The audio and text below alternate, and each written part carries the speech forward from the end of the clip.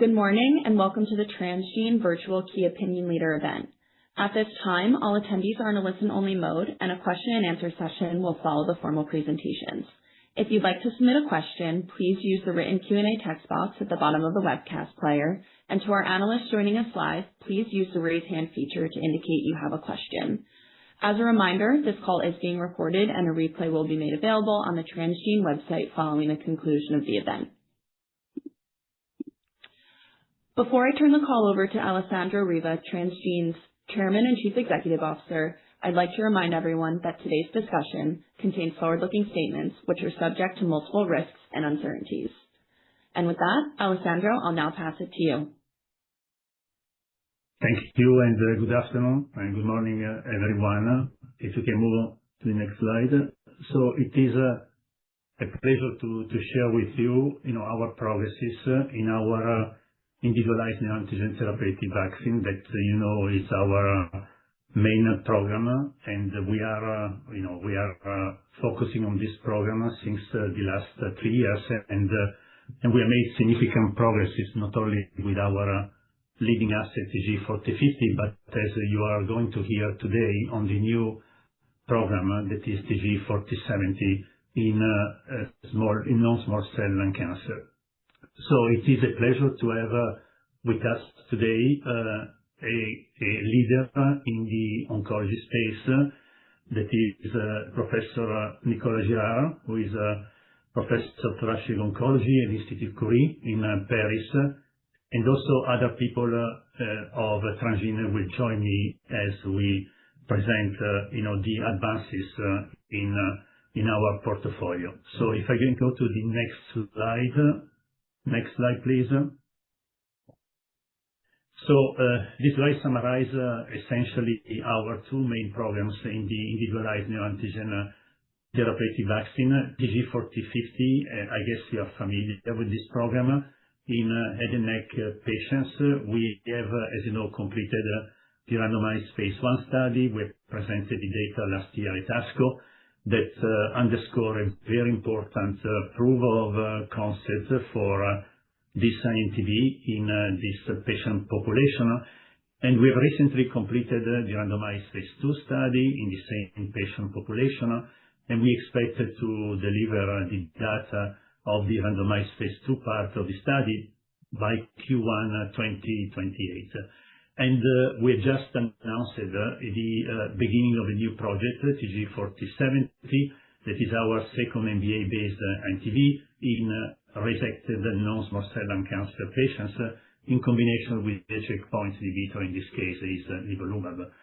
In the next slide, you see the key pillars related to TG4050.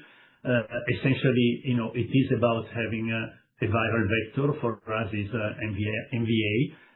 It is about having a tool that allow us to detect the predictive neoantigens that afterwards we insert in the viral vector. And as you know, for TG4050, we use the tools from NEC, and we have recently announced that we signed a license agreement with NEC to use their tool for the operable head and neck cancer patients from now on. In other words, after the randomized phase 2, if we decide to move forward to the development of TG4050 in operable head and neck, we will use their algorithm to continue the development of TG4050.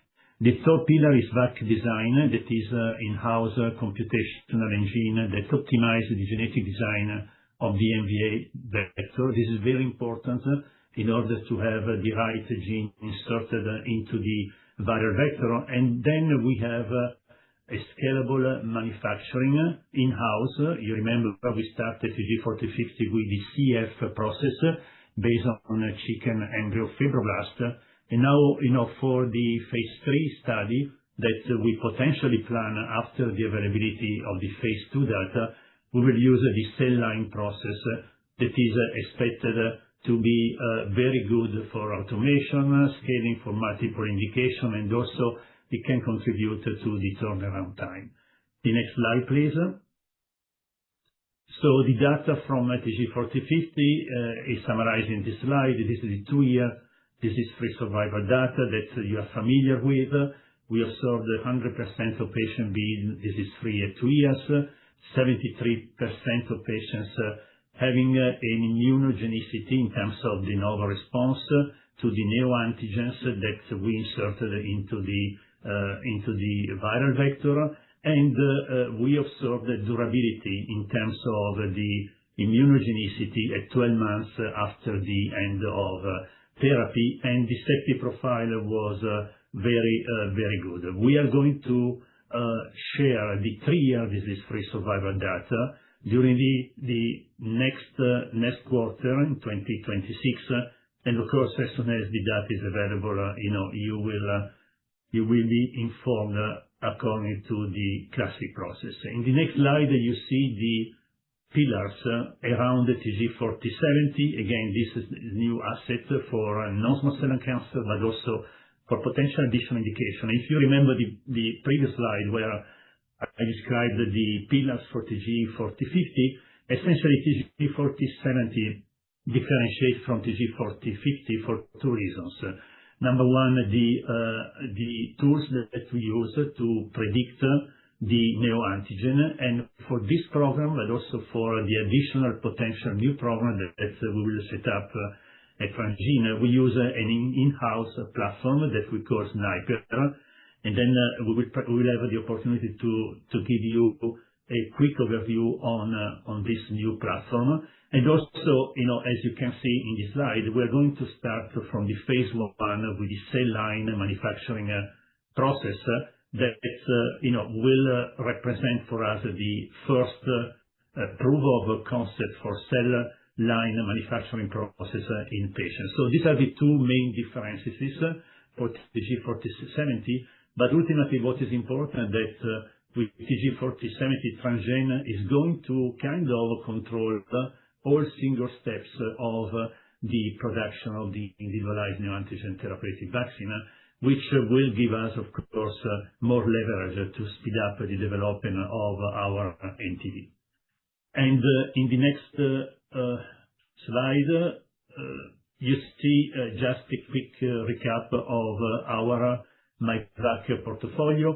So TG4050, TG4070. The next step for TG4050, as I say to you, is to have the first immunogenicity data on phase 2 patients towards the end of 2026, the 2-year disease-free survival during the first quarter 2028, and then, as I mentioned, we intend to transition to cell line manufacturing process for upcoming trials. For TG4070, of course, we are going to start the randomized phase 1 study as we speak, and the next step will be we have already received the approval from the health authorities, and the next step will be the initiation of the centers, and then we will update everyone on when we can deliver the first information on the trial as soon as we have a sense on the recruitment, and this is going to happen, I would say, by the end of the year, beginning of next year. And as I mentioned, with this new integrated platform, they take into consideration the in-house predictive tool, but also the cell line manufacturing. We can also think in the future to initiate additional trials in a new indication and potentially also in collaboration with a potential partner. I guess now I hand over to Nicolas Girard for the presentation of 4070 trial. Nicolas, up to you. Sure. Thank you. So I'm Nicolas Girard. I'm the head of thoracic oncology at Institut Curie in Paris, and the PI for the TG4070 trial in non-small cell lung cancer. So next slide. So this is a study that is conducted in non-small cell lung cancer, which is obviously a very frequent cancer, the first cause of cancer-related deaths worldwide. We estimate that lung cancer with early stage, which is where the trial will be conducted at a stage where the disease is amenable to surgery will increase together with the development of lung cancer screening programs. We know that in this patient population, even if we do surgery and we complete surgical resection of the tumor, there is a high risk of recurrence, and this is where we believe that escalating and intensifying the adjuvant setting is meaningful and will provide a survival benefit. We know that obviously this is a competitive landscape, but here this is a very clear and disruptive approach with the opportunity of the vaccine. Next slide. So as I highlighted, very frequent cancer, non-small cell lung cancer is the main subtype of lung cancer, and resectable disease, which is about 20% of the patients as of today, should increase in the future with lung cancer screening, and this is where the trial will be conducted. In most of the patients before surgery, we give the patients immunotherapy to stimulate immune responses against the cancer cells. Then we do surgery, and then we may continue immunotherapy. But we know that if the patient, if there are some remaining cells in the tumor specimen, there is a high risk of recurrence, and this is something that happens in more than 60% of the patients. So at the end, even if this is a situation where we can expect curative intent treatment, the actual outcome is poor, with limited long-term survival. Next. So non-small cell lung cancer is obviously a quite complex setting. It's very frequent. We estimate more than 50,000 new cases every year in France. This is about 7,000 patients eligible to surgery. The diagnostics is quite complex and rely on biopsy. We do also molecular biology in those patients, and surgery is a standard of care for those localized tumors. We may use systemic therapies for more advanced tumors, but here this is the main treatment for those patients is surgery. Next. Obviously, when we see an abnormal imaging where we may suspect lung cancer, there is a kind of rush to make a final diagnosis, to look at the extent of the disease, and this is based on additional imaging. We do the biopsy to confirm non-small cell lung cancer, do some biomarkers, and then choose the treatment strategy that will be applied to a given patient. So here, at the time of diagnosis, there is a kind of emergency.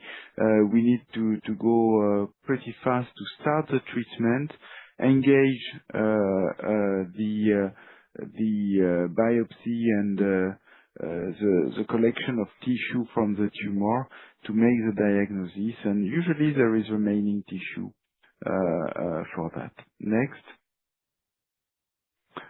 Staging, and here we are dealing with resectable tumors. So as of today, maybe 25-30% of the patients overall, but we know that this is increasing with lung cancer screening. In the countries where lung cancer screening is implemented in the whole population, such as the Netherlands, we see that most of 60% of lung cancers are diagnosed with resectable stage. So this population is clearly increasing with the implementation of lung cancer screening, which is a reality in many developed countries in Europe, in the US, in Canada, and other countries. So resectable tumors, it is a small, relatively small tumor in the lung, together with lymph nodes, but lymph nodes that are still in the lung or in the mediastinum, but homolateral to the primary tumor. Next, surgery is mostly based as of today on video thoracoscopy, which may be done manually or with the help of a robot, so robotic surgery. Most of the patients undergo lobectomy, which is a resection of one part of the lung. In some cases, pneumonectomy may be done, but it's becoming very rare. And there is a shift towards even more limited resection, what we call a sublobar resection. So only with the resection of a segment, not the whole lobe, to maintain for the patients a good respiratory function and condition. And obviously, IT tools have been developed for the follow-up of these patients. So this is a very clear pathway for the patients with resectable non-small cell lung cancer. Surgery is the goal, and most of the patients, next slide, will actually receive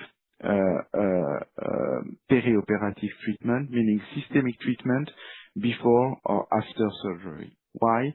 This is because when we look at the actual survival of the patients based on the stage, which is the size of the tumor and the extent to the lymph node, each time the tumor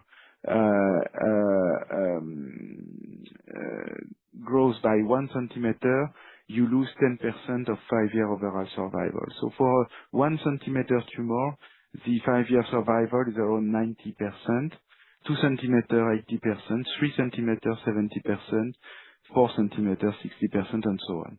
Each time you have nodes in the immediately adjacent to the tumor or in the mediastinum, you lose 30% chance of 5-year overall survival. So surgery is obviously the standard of care, but it's not enough, and many patients will show disease recurrence and will die from the evolution of those recurrences, which are mostly metastatic recurrences. Next. So the standard of care as of today is neoadjuvant chemoimmunotherapy, meaning that we deliver before surgery a combination of chemotherapy and immunotherapy, the kind of treatment that will stimulate the immune responses while the tumor is still in place. And when we do that, 3 cycles, 3 injections every 3 weeks. So this is a 2-month treatment with 3 injections of chemo plus immunotherapy. It's better than doing only chemotherapy. This is what is shown on this landmark Checkmate 816 trial. We reduce by 40% the risk of disease recurrence, and we decrease the mortality by 30%. So this is a very clear benefit with the addition of immunotherapy to chemotherapy. Okay, and as of today, chemoimmunotherapy is the standard of care and reimbursed in all the European countries, in the US, in China, everywhere. Next. What is very interesting is that how it works. It works through a major immune response that is induced in the tumor. And when we look at the surgical specimen, as you can see on the picture, we see that in a quarter of the patients, 24%, we have a complete disappearance of cancer cells, which are replaced by inflammation, immune cells, and necrosis. So when we do immunotherapy before surgery, in a quarter of the patients, we have this complete pathological response, a complete disappearance of cancer cells. And those patients, next slide, are the patients who are cured. These are the continuous line, patients with a complete pathological response, a PCR. Actually, they have no events. They do not show disease recurrences, and they do not die during the follow-up. So those patients are clearly cured. But the point is that 75% of the patients do not have this complete pathological response. And those patients, these are the dotted line, actually have a high risk, still a high risk of recurrence. Even if adding immunotherapy may improve the outcomes, we see that at 5 years, or let's say at 3 years, we have 60% of the patients who show disease recurrence, and the risk of death is around 40% at 5 years. So clearly, the patients with complete pathological response are cured, but the 75% of patients without a pathological complete response have a high risk of disease recurrence. So this is where we want to focus and improve the outcomes of these patients. Next. Clearly, this is a target population for the trial. We estimate it's around 25,000 patients in the EU, US, and Japan. And clearly, those patients have a high risk, and as of today, there is no standard of care for this group of patients. We don't know what to do in the postoperative setting. We may continue immunotherapy for a more prolonged time, so adjuvant immunotherapy. Maybe we can escalate with other drugs, such as antibody-drug conjugates, such as targeted treatments, but this is with a cost of toxicity and side effects, and as of today, we don't know, even if some clinical trials are ongoing. Next. So this is where we want to focus this trial. So the phase 1 study, it will be around 30 patients. So we will include patients with we will include those patients with stage 2 to 3B non-small cell lung cancer. The patients will be randomized after surgery to receive either nivolumab, which is immunotherapy, adjuvant nivolumab, or nivolumab plus vaccine, the TG4070. We are focusing on the patient population eligible to neoadjuvant chemotherapy plus immunotherapy, and on the patients without complete pathological response. The primary endpoint is the safety and tolerability of the combination. Obviously, we will look at efficacy and the EFS at 18 months. Okay? So it will be a randomization 2-to-1, so 20 patients for the combo and 10 patients with nivolumab alone. Next. So we selected sites in France with a high volume, especially surgical volume. So my institute, together with Institut Mutualiste Montsouris, Hôpitaux de Marseille, the Oncopole from Toulouse, the University Hospital from Strasbourg and Rennes. These centers in the real world registries of patients receiving neoadjuvant chemoimmunotherapy are the top centers in terms of patient volume. So we expect a high feasibility for this phase 1 trial. Next. And I think that's it, and I will take the questions at the end. Thank you, Dr. Girard. Now I hand over to Jules Deforges, Project Bioinformatics Leader at Transgene, who will speak around our in-house platform, Snipers. Okay, thank you. Next slide, please. Yes.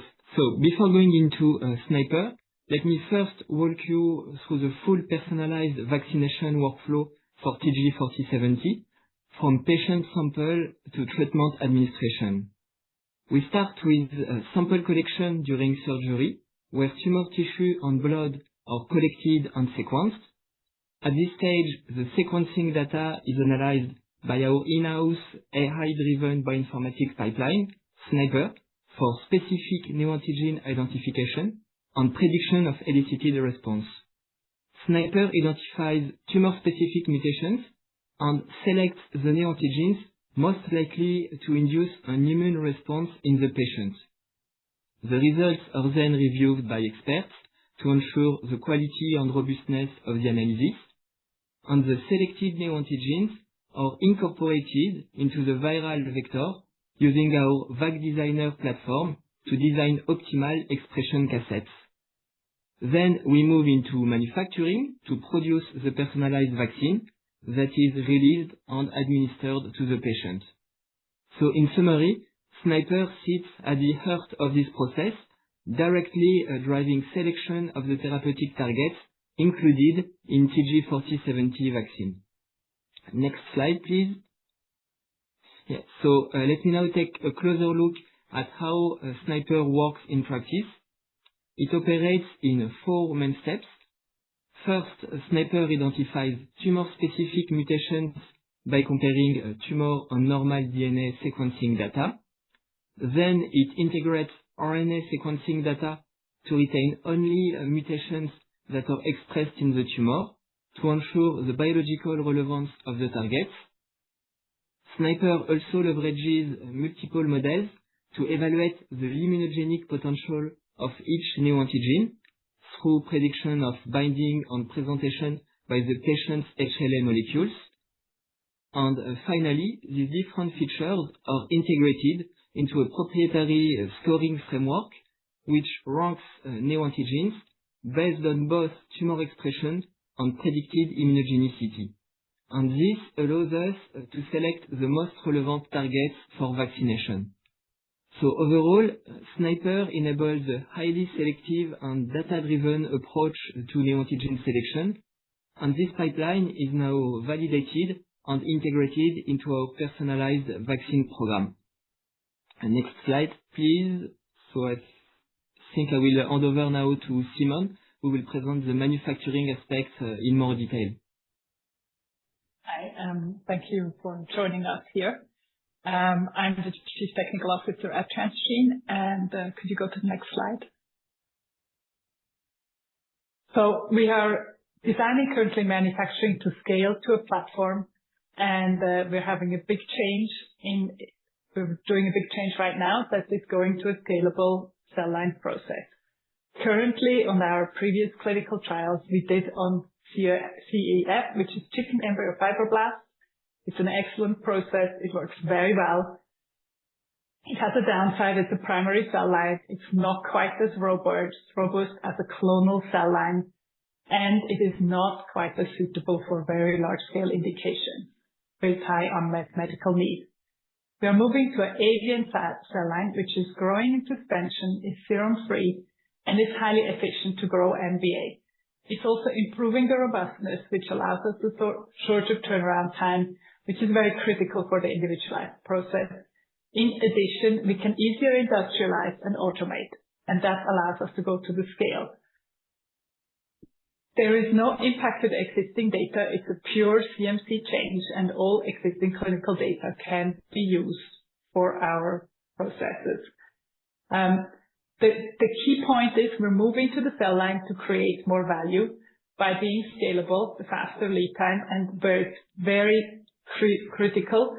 As it is a clonal cell line, the robustness is much higher and it's identical. Every process becomes identical. That allows us to automate the whole process.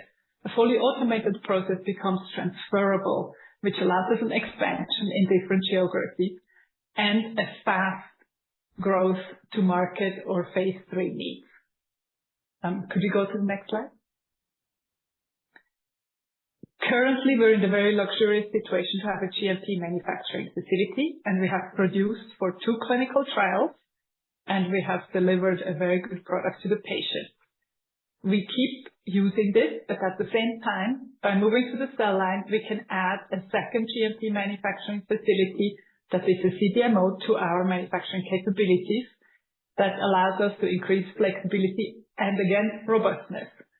The current turnaround time is matching what patients need, but it is always attractive in personalized medicine to be faster. The cell line and the increased robustness is making this easier, and we have a strong lead time reduction plan implemented, and we are working on this, and we're advancing on this.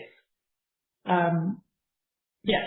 So with the cell line, we will use the cell line process for the phase 1 for non-small cell lung cancer because the expectations on turnaround time are higher for the non-small cell lung cancer indication, non-small cell lung cancer indication. And I will pass on. Yes, thank you, Simone.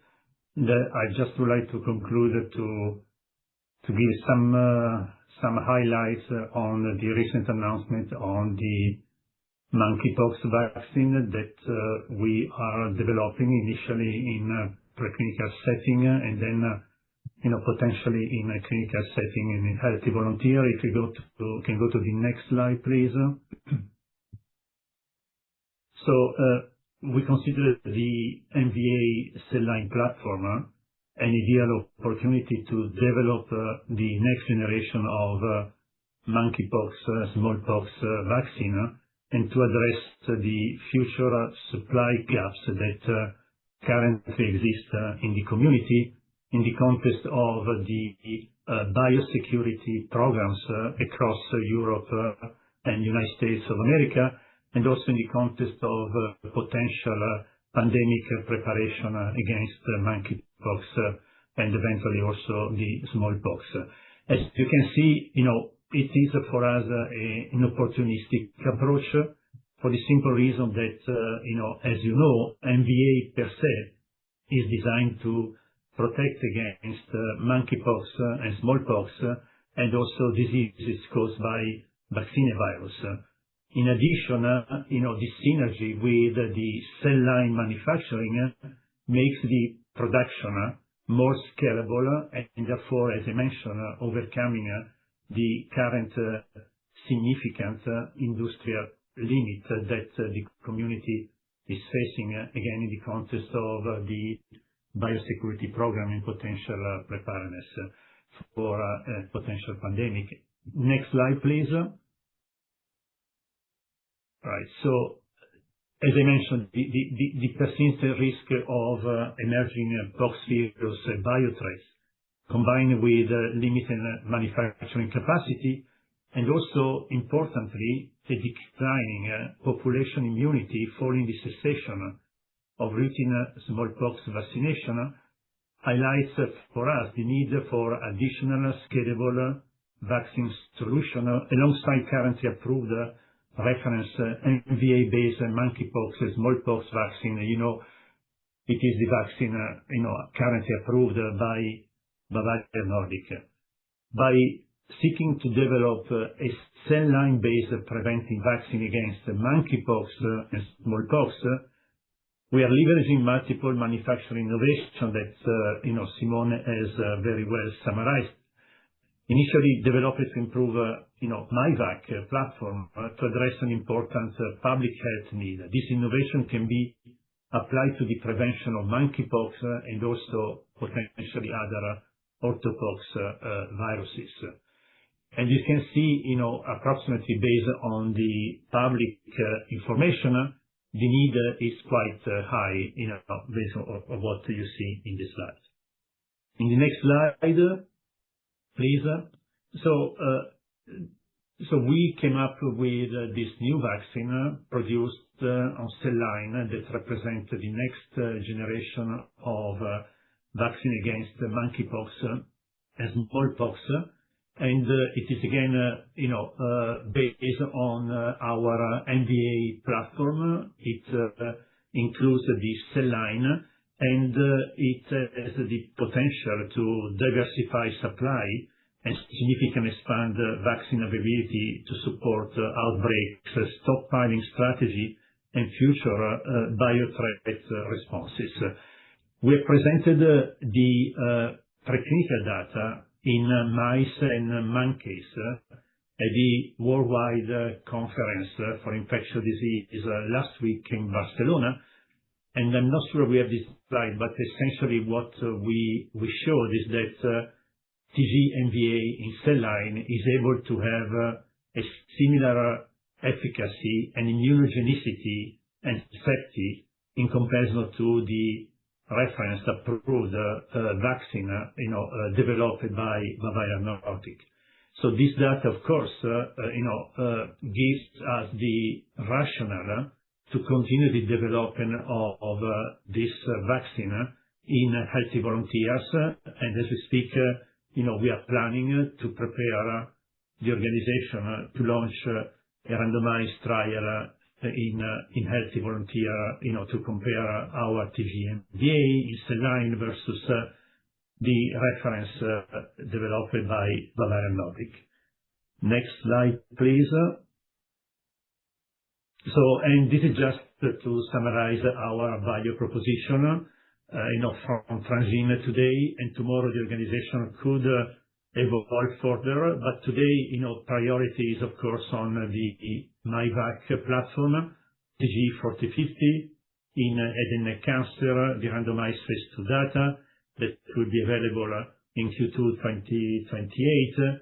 TG4070, this new program that is starting as we speak in non-small cell lung cancer patients with the data that will be available in the near future. And again, we will communicate the more precise timelines as soon as we will have a sense on the screening and recruitment in the new phase 1 trial.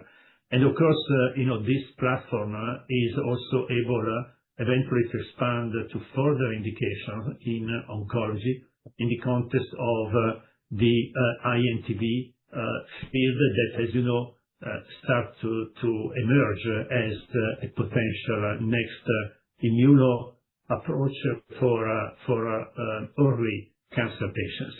And then, the monkeypox opportunity, smallpox, monkeypox opportunity, really you have to see it as an opportunity to contribute to the potential growing need in the community for biosecurity programs and preparedness for pandemic, regional, endemic and pandemic situations related to monkeypox. I guess this is the last slide. If I'm right, can you go to the next one? I think it's the last one. We can then hand over to the operator, I guess, for the questions. Operator, please. Yes, thank you, Alessandro. So at this time, we'll be conducting a question and answer session with our 4 speakers. As a reminder to our audience, please use the Q&A text box at the bottom of the webcast player if you'd like to submit a question. So please hold for a brief moment while we pull for questions.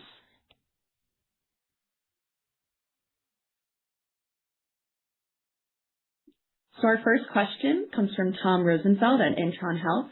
Please go ahead, Tom. Hi, everyone. Thank you for the presentation. Good afternoon. My question is for Jules. Jules, so far, what have you benchmarked SNIPER against? And have you run it retrospectively on TG4070 patient samples? If so, did it select the same new antigens and did it rank them in the same order? Okay, so to answer, thanks for the question. So SNIPER's performance has been validated according to the standard in the industry, and including assessments against the external public benchmarks from the Tesla consortium, for example. So Tesla is a large international initiative designed to compare neoantigen prediction pipelines across multiple teams and using the same datasets. So using this benchmark, we could confirm that SNIPER ranks among the top performing pipeline to really validate its ability to identify and prioritize immunogenic neoantigens. I don't know if that answers your question. Yeah, thank you. And then just the second part, have you run a SNIPER on the TG4070 patient samples and were they comparable to the NEC platform results? Yes, I don't know if this is something I can disclose, so maybe I would ask Alessandro to guide me. Maybe I take this question. We don't want to put the 2 platforms in competition. As you know, for us, both platforms are critical and are important. So we want to keep the 2 platforms separated, NEC for head and neck and SNIPER for all other indications. Therefore, comparison between these 2 platforms are not kind of considered for us a priority. Okay. Yeah. Thank you. What is important again is that Sniper platform compares very well with the standard, and Jules mentioned, what we've done. It is a kind of, the standard approach when you want to validate a new platform, in terms of the neoantigen identification. Sure. That makes complete sense. Then, just to follow up off the back of that, strategically, do you expect to use the in-house AI software going forward over third-party software for any new developments under the myvac platform? Yeah, we strategically would like to use Sniper for all indications that we will plan in the future, with the exception of head and neck tumors. And as I mentioned, we signed a license agreement with NSC, for the use of their platform for the resectable head and neck cancer indication, the indication that we are testing as we speak in the ongoing randomized phase 2 study. Great. Thank you so much. Thank you for asking. Yes, thank you for the questions, Tom. So we have a question here from Marshall De Catores at Auto BHF. So he has two questions. I'll start with the first one. There are several personalized cancer vaccine programs in development. From your perspective, what makes TG4070 truly different, both compared with TG4050 and with competing approaches? So perhaps I take the first part of the question.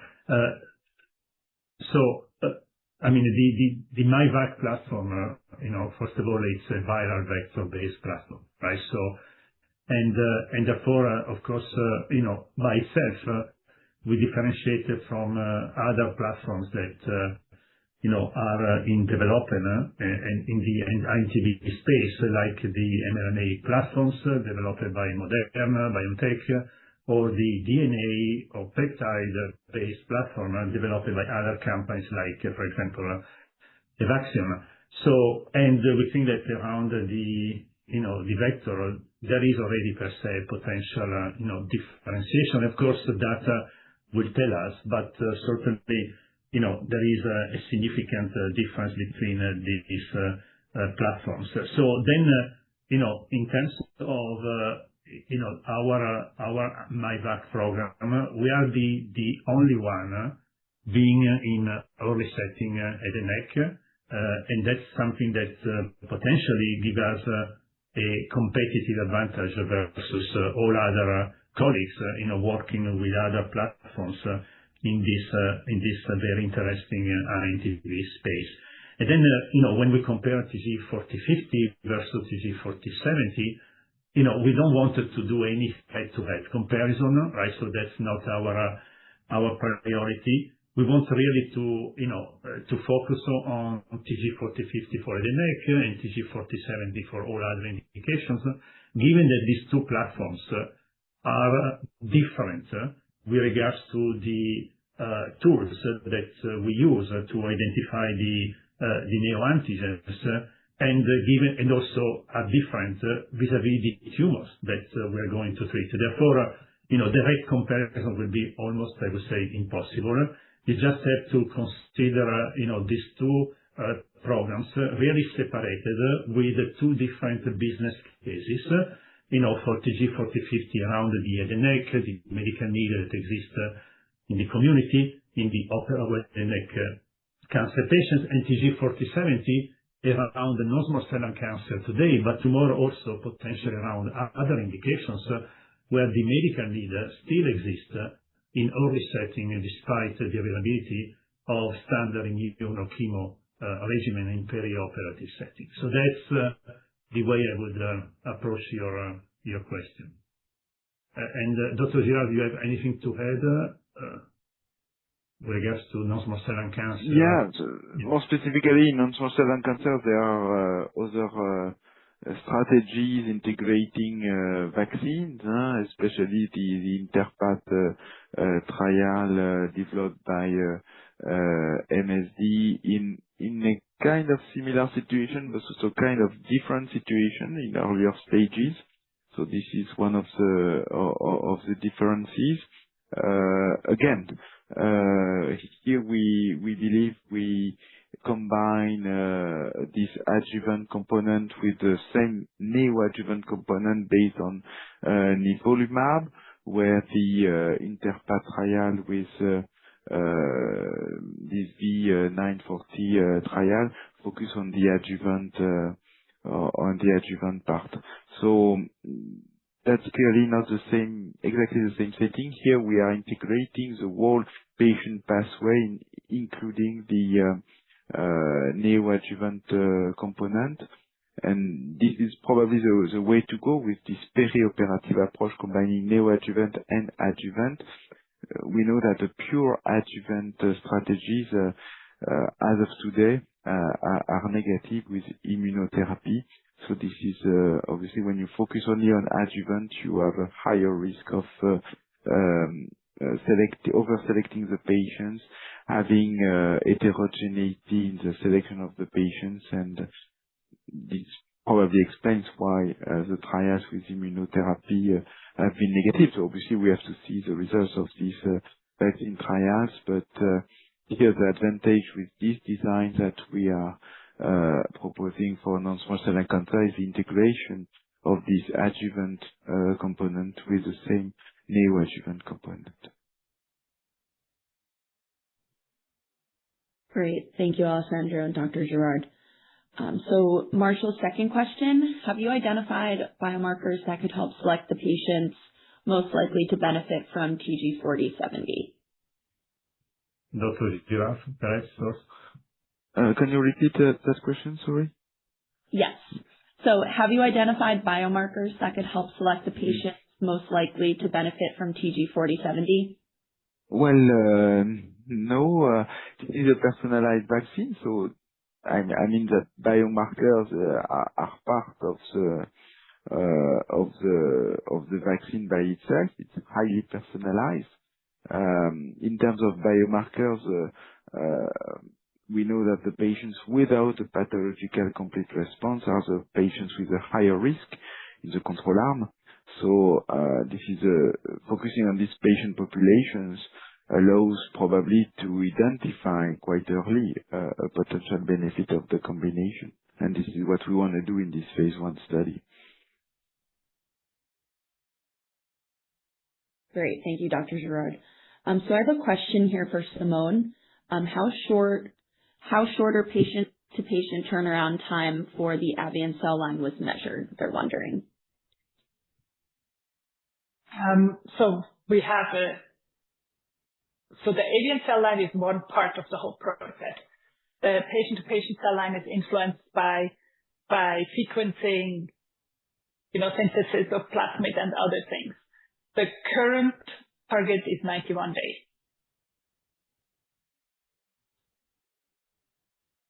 And I would perhaps add that, the current turnaround time that we have fits very well with the head and neck cancer patient, but also with the non-small cell lung cancer patient based on TG4070 trial design and the patient and tumor characteristics. So, and of course, we are also, continuing to optimize, the turnaround time, and we expect to further reduce it in order to serve patients even better. Yep. Great. Thank you both. The next question, which limits in tumor types to be cured with your platforms do you see?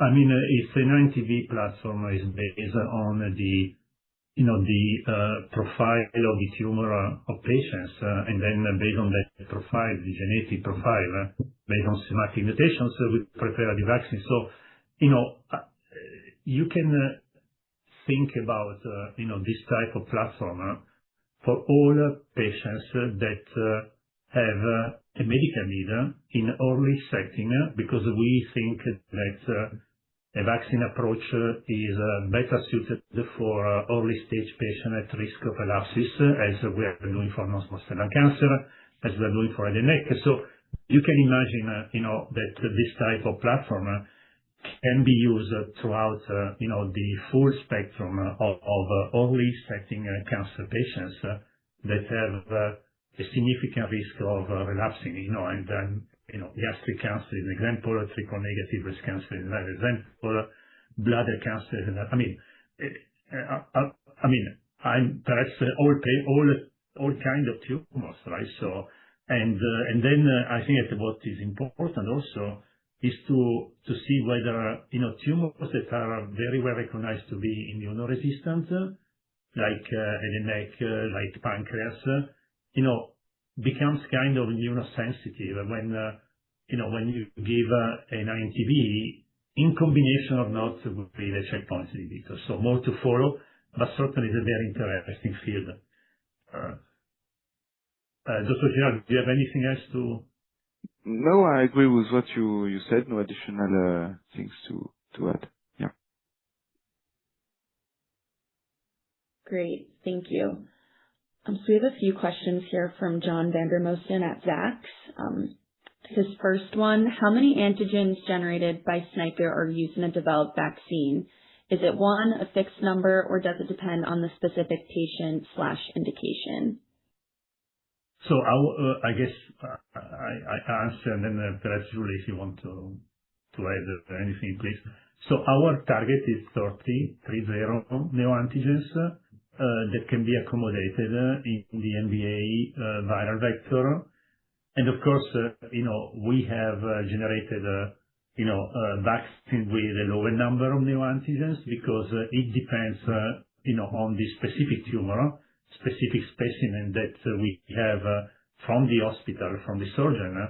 And of course, we try to do the best to reach that 30 neoantigen target. That is a cutoff that we have established empirically, because the MVA can welcome, a significant number of neoantigens. But, we allow also for a lower number. And Jules, anything else you want to say? No, I fully agree, and I don't have any additional comments. Thank you. Great. And John's next question, what are the mechanistic synergies between checkpoints and TG4070? So,